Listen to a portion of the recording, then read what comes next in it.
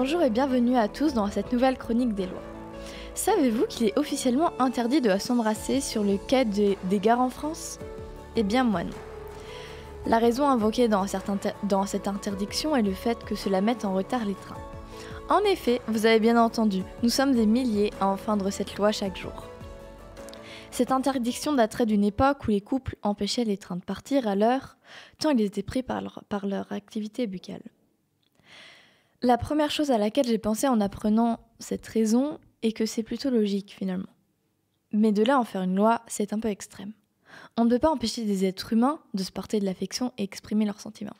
C'est quand même cruel dans un état démocratique. Cette loi n'est pas officiellement obsolète, mais elle est tellement enfreinte que vous ne serez pas arrêté pour ce motif. J'en ai déjà terminé avec cette loi qui n'est finalement pas méchante et même mignonne à la réflexion. Je trouve ça un peu innocent de penser que cette loi aurait pu être respectée un jour. Nous allons maintenant quitter l'Europe et aller au Moyen-Orient pour continuer cette chronique.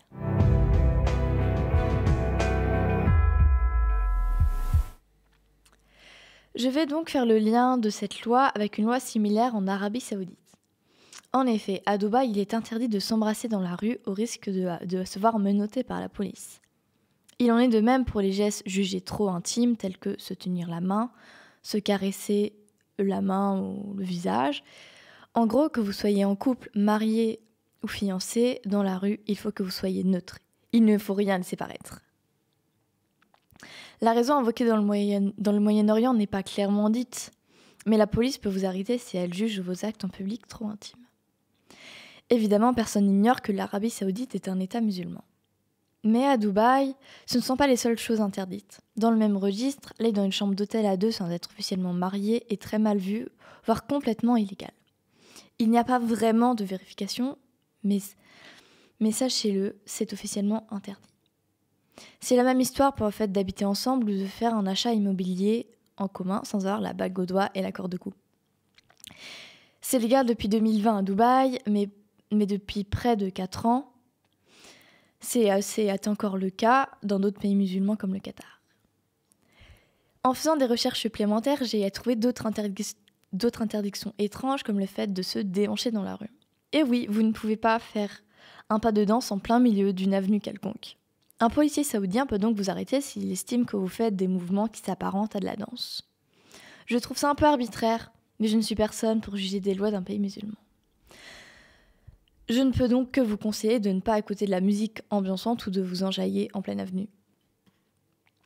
Un autre fait est celui de se travestir. Vous n'avez pas le droit de vous déguiser ou si vous avez une fête de prévue, vous devez vous changer sur place. Je n'ai rien vu en ce qui concernait Halloween. Je suis donc incapable de vous dire si vous avez le droit de laisser vos enfants faire Halloween ou de vous déguiser vous-même pour cet événement. En faisant d'autres recherches, je n'ai pas vu d'article ou toute autre information disant que c'est interdit ou qu'il y ait des contraintes.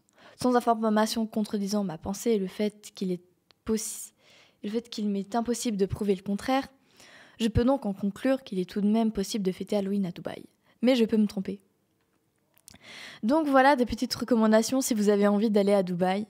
Il ne faut pas vous embrasser, aller dans une chambre d'hôtel sans être marié ou autre geste qui pourrait être jugé trop intime. Vous n'avez pas le droit de danser dans les rues ou de vous déguiser. Cette chronique était plus courte que les autres, mais je la trouve très intéressante. Merci de m'avoir écouté, j'ai terminé et je vous souhaite une bonne journée.